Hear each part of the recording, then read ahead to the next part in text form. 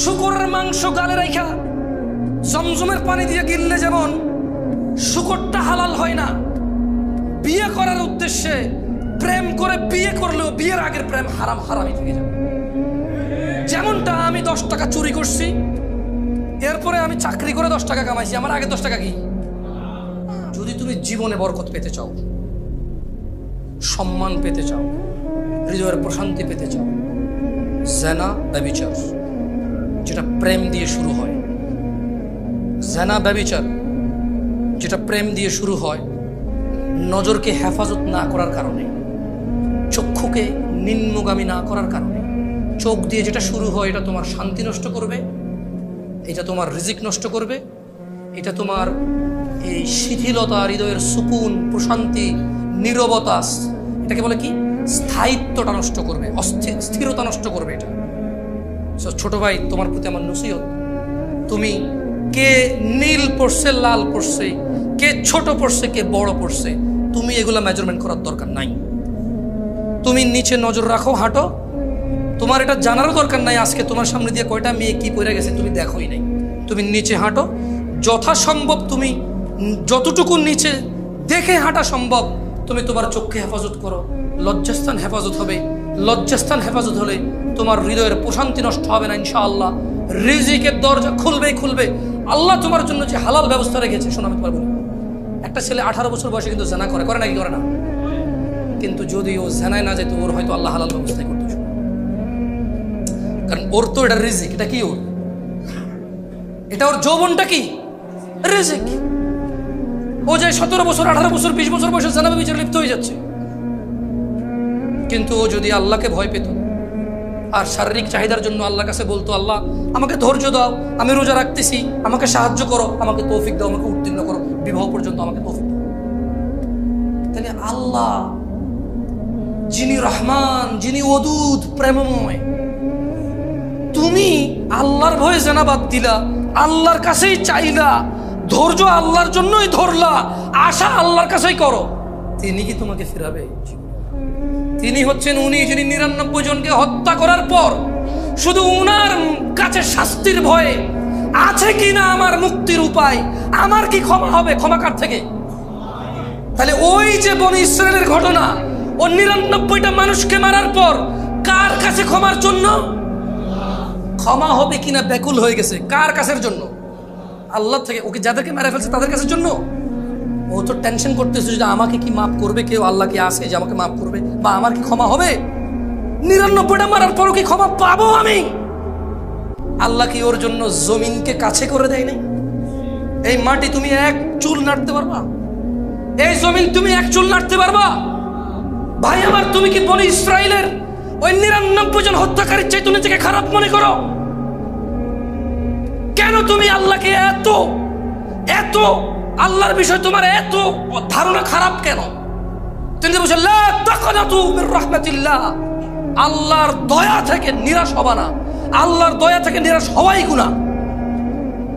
ইন্নাল্লাহা ইয়াগফিরুয যুনুবা জামিআ, আল্লাহ সমস্ত গুনাহ ক্ষমা করবে। ইন্নাহু হুয়াল গফুরুর রহিম, কারণ তিনি হচ্ছে ক্ষমাকারী, দয়ালু।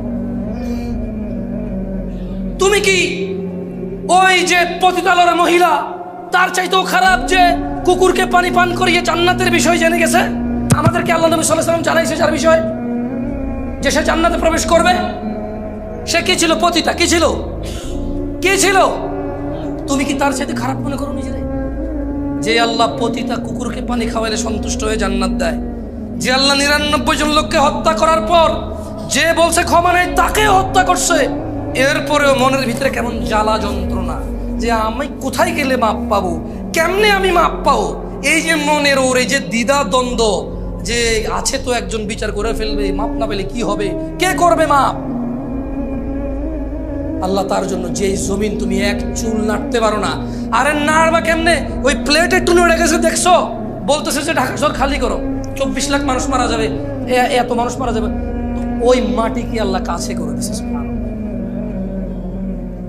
বুঝছো তো যুবক ভাই আমার, আল্লাহ কেমন? হ্যাঁ, আল্লাহর বিষয়টা বুঝতে পারছো তো? ওনার ইচ্ছা।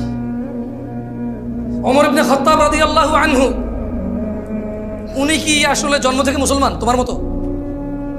হ্যাঁ, উনি কারে মারতে আসছিল? আল্লাহ সুবহানাহু ওয়া তাআলা ওনাকে ওমর ইবনে খাত্তাব বানায় দিয়েছে রাদিয়াল্লাহু আনহু। তো আমাদের রব, তুমি মন থেকে আল্লাহকে বলো, ইয়া আল্লাহ, আমি জানি তুমি আসো, আমি জানি যদি আমি মরি, যদি বিচার করো আমার, তাহলে তুমি করবা, তুমি ছাড়া কেউ করার ক্ষমতা রাখে না।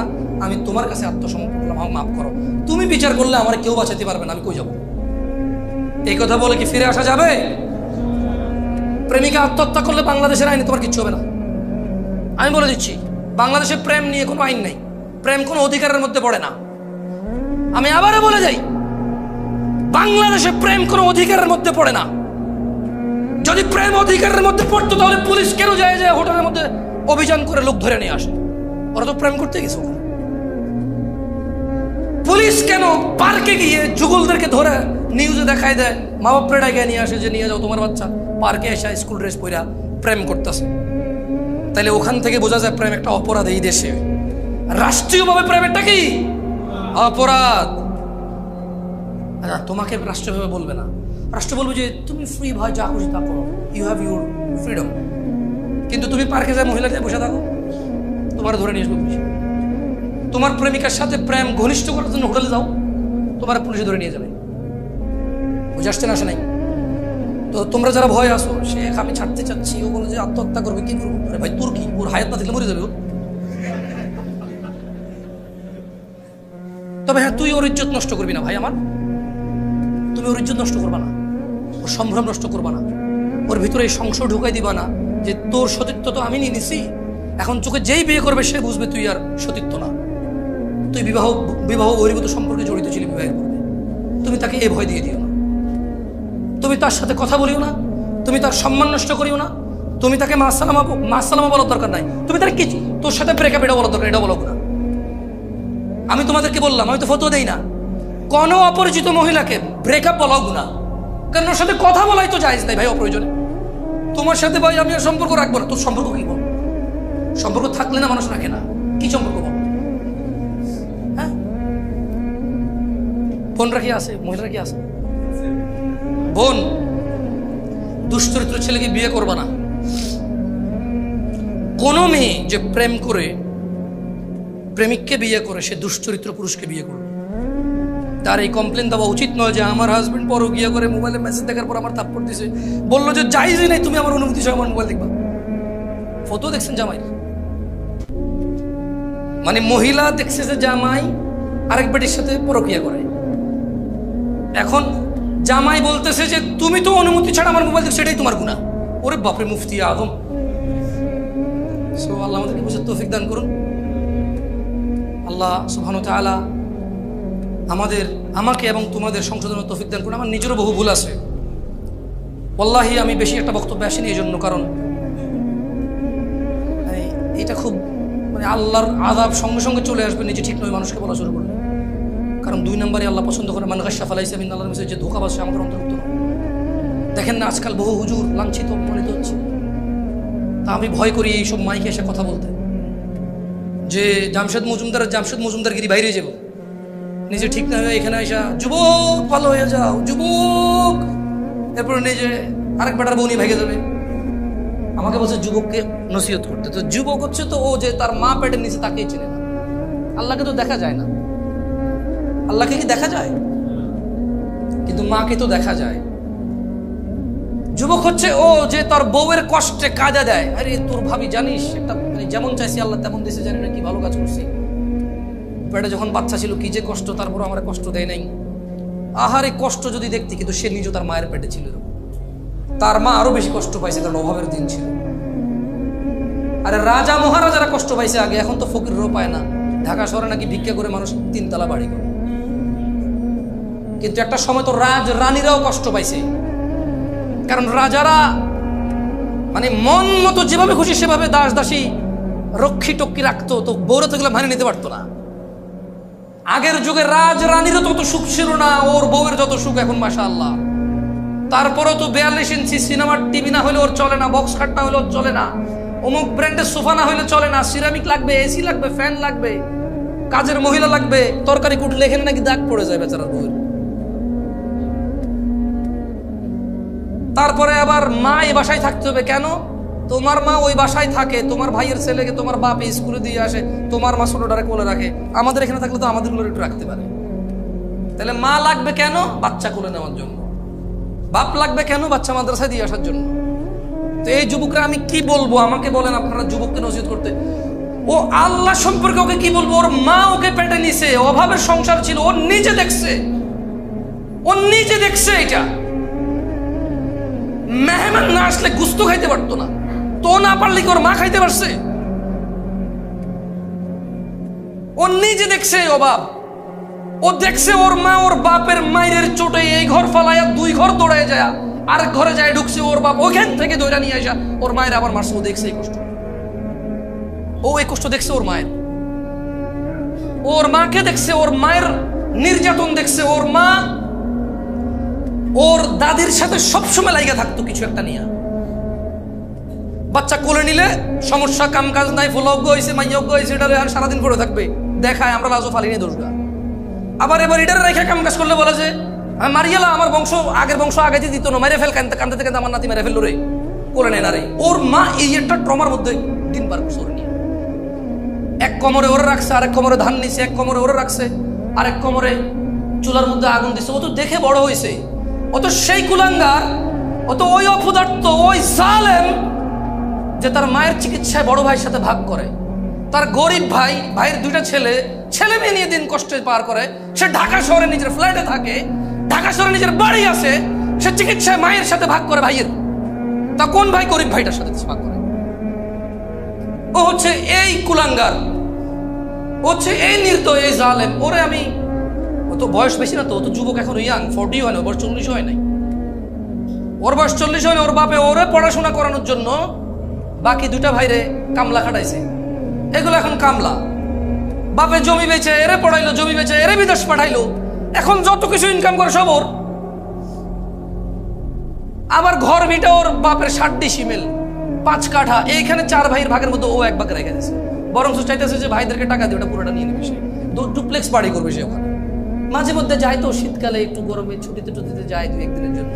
একটা ডুপ্লেক্স বাড়ি না হলে হয়? বংশমর্যাদা ঠিক নাকি? তা আমি ভাই যুবক তোমাদের কি বলবো ভাই বলো? আল্লাহকে তো দেখাইতে পারতেছি না তোমাকে। হ্যাঁ, তুমি এই আসমান খুঁটিবিহীন ওর দিকে যদি তাকাও তাইলে হয়তো বুঝবা আল্লাহ আছে। তুমি এই আলো যেটা চোখে দেখা যায় না অথচ সবাইকে দেখতে সাহায্য করে, এ পুরো পৃথিবী আলো ছাড়া আলোহীন। কিন্তু এই আলোটাকেই দেখা যায় না। যে ফুল দেখাচ্ছে এখন এটা লাল, এটা হলুদ, এটা সাদা, আমার গায়ের পাঞ্জাবির একরকম কালার, তোমার গায়ের কোটি আর একরকম কালার, যে আলো দিয়ে এগুলো দেখা যায় সে আলোটা অদৃশ্য, দেখা যাচ্ছে না। যে বাতাস অনুভব হয়, কাপড় উড়ে, কোনো কিছু উড়ে, গাছের পাতা নড়ে, সব বোঝা যায়, দেখা যায় না। বাতাসটা শরীরকে শীতল করে, ঠান্ডা করে। পানি যেমন দেখা যায়, ধরা যায়, বাতাস তো ওরকম দেখা যায় না। যদি সে এগুলো নিয়ে বিবেচনা করে যুবকে আমার যারা এখানে উপস্থিত আছে এখন, তাইলে হয়তো সে আল্লাহর বিষয়টা একটু বিবেচনা আনতে পারে। আল্লাহ বলছেন মানে মন্দ কাজ করলে মানুষ কোথায়, পরিণাম কি? তো জাহান্নাম কার জন্য? ইন্নাল মুজরিমিনা ফি আযাবি জাহান্নামা খালিদুন, নিশ্চয় অপরাধী পাপী সে জাহান্নামে চিরস্থায়ী হয়ে থাকবে। তো অপরাধী কে? যে জুয়া খেলে সে অপরাধী। অপরাধী কে? যে যুবক বিবাহ বহির্ভূত সম্পর্কে জড়িত আছে সে অপরাধী। অপরাধীকে যে নেশায় মত্ত আছে সে অপরাধী। অপরাধীকে তার যৌবন অবহেলায়, উদাসীনতায়, দিনদ্রোহিতায়, দিনহীনতায় যে জীবন যাপন করে, গাধা গরু ছাগল কুকুরের মতো, সে হচ্ছে অপরাধী।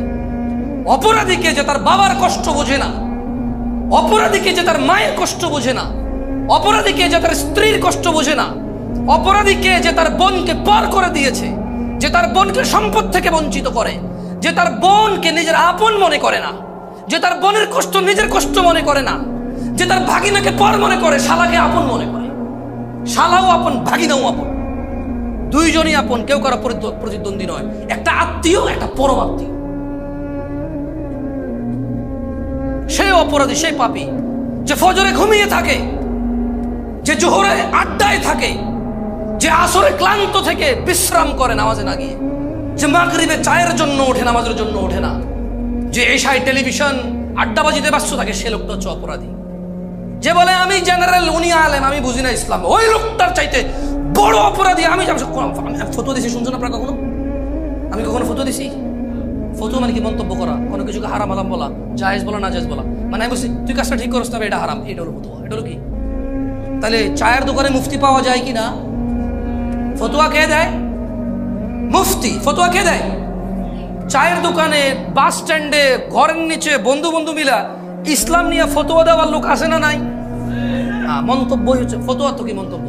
আপনি একটা বিষয়ের উপরে মন্তব্য করলেন, দিস ইজ হোয়াট কল ফতোয়া। তো আমি কি মন্তব্য করি আপনারা শুনছেন কখনো?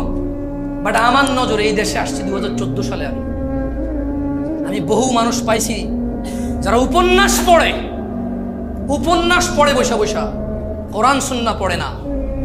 এরপরে যে লাইগা গেলে ওরে কিছু না করলে, ওর একটা বুঝ আছে দুনিয়া আখিরাত নিয়ে, সায়েন্স মাইন্স নিয়ে কিছু একটা বোঝেও, আইসা বলবো যে আমরা জেনারেল, আমরা বুঝি না, ওরা আলেম। এর চাইতে পথভ্রষ্ট লোক আমি আমার চোখে দেখি নাই, যে নিজেকে জেনারেল বলে সেপারেট করে ফেলে, আর কোরআন সুন্নাহ যারা জানে তাদেরকে আলেম বলে একটা গ্রেডিং করে ফেলছে। কি করে ফেলছে? ভাই আমরা জেনারেল, ধর্ম কি আমরা বুঝি, এক হুজুরে একটা কোনটা হুনবো ধর ভাই, তারা তাদের মতো, আমি আমার। আরে তো ওরে কি আলেম হওয়া নিষেধ নাকি? ওর আলেম হওয়া নিষেধ? ওর ইসলাম পড়া নিষেধ? তোমাদের ইসলাম পড়া নিষেধ? সত্য করে বলো। এই কেউ ভিডিও তো অধিক হচ্ছে না? ভিডিও তো অধিক হচ্ছে না, ঠিক আছে। কারা কারা দেখে সুন্দর করে, মানে কনফিডেন্ট আছে যে আমার পড়া শুদ্ধ, আমি চাইলে এখানে মাইকে এসে পড়তে পারবো, আমার পড়া শুদ্ধ? হাত তোলেন তো। কোরআন দেখে পড়তে পারেন শুদ্ধভাবে, হাত তোলেন। মাশাআল্লাহ, নামান ছাড়ছে, হইছে। তো বাকিদেরকে নিষেধ। জীবনে কোথাও শুনছেন কোম্পানির মালিক আর পিয়নের বেতন এক হয়? মানে মালিক যা পাইছে পিয়ন তাই পাইছে, এরকম হয়? কখনো শুনছেন? কখনো শুনছেন ডিএজির বেতন আর হাবেলদারের বেতন এক হয়? কখনো শুনছেন কোম্পানির ঊর্ধ্বতন ম্যানেজার আর হলো যে এই যে চা নিয়ে আসে বা ক্লিনার, তার বেতন এক হয়? যদি এক হয়, কেউ কি ওই কোম্পানির ক্লিনার হওয়াটাকে সৌভাগ্যবান মনে করবে না? করবে কিনা? ধরেন আপনি মাস্টার ডিগ্রি পাস, এক জায়গায় বলছে ভাই ম্যানেজার হও, বেতন 40,000। আরে বলতেছে যে আমার কোম্পানিতে চলে আয় ভাই, আমি কোম্পানির সিইও, মাসে 5 লাখ টাকা বেতন নেই, তুই চাটা এনে দিবি, তোরও 5 লাখ দিব ভাই, আমরা মানে এক জায়গায় থেকে 2 রকম বেতন নিব না ভাই। তো এই মাস্টার ডিগ্রি পাস লোক কি 40,000 বেতনে যায় ম্যানেজার হবে, নাকি 5 লাখ টাকা বেতনে যায় পিয়ন হবে? কি হবে? তো খায়রুকুম মান তাআল্লামাল কুরআন ওয়া আল্লামা। তোমাদের মধ্যে অ্যামংস ইউ, তোমাদের মধ্যে ওই ব্যক্তি উত্তম, কম বেশি বলে না কিন্তু, বলছে তোমাদের মধ্যে ওই ব্যক্তি উত্তম যে শেখে এবং যে শিখায়। আরে ওয়াল্লাহি হাদিসে কোনো পার্থক্য করে নেই। হ্যাঁ, ভিন্ন ভিন্ন মর্যাদা আছে। আমি যারা শিখাচ্ছি সে যা পড়ে সেটা সওয়াব আমার আসবে, সেটা সওয়াব কি আমার আসবে, এটা ভিন্ন ভিন্ন আছে। এবারে সে যারে শিখাবে তারটা সে পাবে, এই দুজনেরটাই আমি পাবো, কারণ আমি শিখেছি। এমএলএম বুঝুন তো, এমএলএম শেখ হাসিনা বন্ধ করে দিয়েছিল, যে হাজার হাজার মানুষের টাকা মারি গেছে। হ্যাঁ, এক শ্রেণীর হুজুররাই বাইরে ছিল তখন, বাইরে বলছে যে টাকা দাও, জমি কিনে ডাবল করে দেবো, গাছ লাগাবো, মাছ লাগাবো, ওই করবো সেই করবো।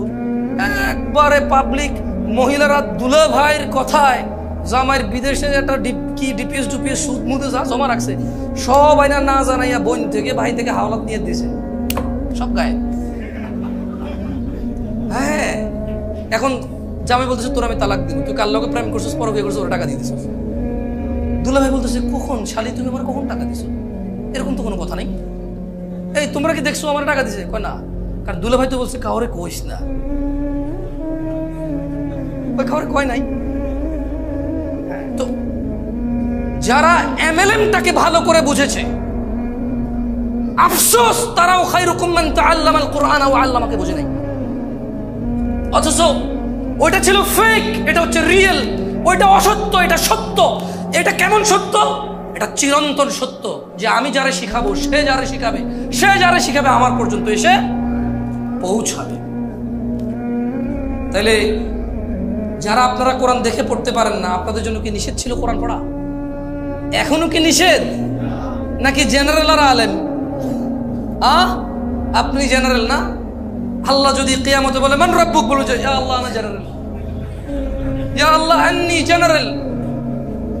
লা হাওলা ওয়ালা কুওয়াতা ইল্লা বিল্লাহ। মাশাআল্লাহ আলাইকুম আনতুমা জেনারেল। জেনারেল মানে কি? সাধারণ। কথা কমতে মানে লুঙ্গি টুঙ্গি এনে ধইয়া এই বেটা ফকিরের বলা যে আমাদের যেতে এলাকায় কথা কইব, কিন্তু আল ইসলামের সাথে আনা সাধারণ। হ্যাঁ ও আল্লাহ, আমি দেখছি তো। কইতাছে যে এমন কোন মানুষ আছে আমার বাপের খায় নাই, ইসলাম লেখো আনা মাসকে। জেনারেল অর্থ কি? তো সাধারণ কেন আপনি? কারণ দেখেন, চুরি করতেছেন অসাধারণ হওয়ার জন্য, ডাকাতি করতেছেন অসাধারণ হওয়ার জন্য, ঘুষ খাইতেছেন অসাধারণ হওয়ার জন্য, ঘুম মারতেছেন অসাধারণ হওয়ার জন্য, ইভেন এক মেয়েকে প্রেমপত্র পাঠাইছেন, বন্ধু বান্ধব বলছে যে তোর কি কাম হয়েছে, কইছেন যে ওটা পার্কও ঘুরে চলে আসছি, মেয়ে কিন্তু কইছে জুতো দিয়ে পিটবো আবার লিখলি। মেয়ে কি রিপ্লাই দিছে, এবার তোরে মাফ করে দিচ্ছি, পরের বার বলে জুতা দিয়ে পিটবো আমার ভাই এরকম। বন্ধু বান্ধবরা কি বলছেন, না এটা আমার টাইপের না, গেছি পার্কে পুরকে ঘুরছি, দেখলাম যে না খেত তোর বাদ দিয়ে দিছি। এটা আপনি কেন বলছেন বন্ধুদেরকে? অসাধারণ হওয়ার জন্য, মানে ইউ হ্যাভ সাম কোয়ালিটি।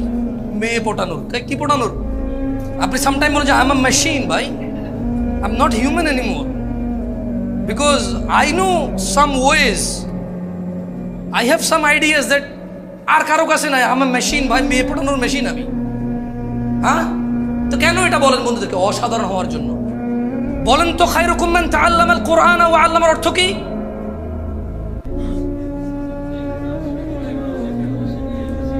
আপনি উস্তাদ থেকে কত কম পাইছেন এখানে? মানে যে শিখাচ্ছে আর আপনি যে শিখতেছেন কত কম পাইছেন এখানে?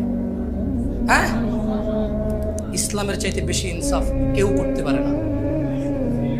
ইসলামের চাইতে বেশি ইনসাফ কেউ করতে পারে না। উস্তাদ যে সময় দিচ্ছে, শিক্ষক ছাত্র সেই সময় দিচ্ছে। সো আল্লাহ উভয়কে উত্তম বলেছে। কি বলেছে? কোরআন শিখবো কিনা? আপনাদের এই কোনো ব্যবস্থা আছে? মানে কিভাবে? না না না, ওইটা না, মানে যারা জেনারেল বা নিজেদেরকে যারা সাধারণ বলে আর কি। হ্যাঁ, মানে পাঁচতলা বাড়ি আছে, শুধু ইসলামের কাছে সাধারণ আর কি।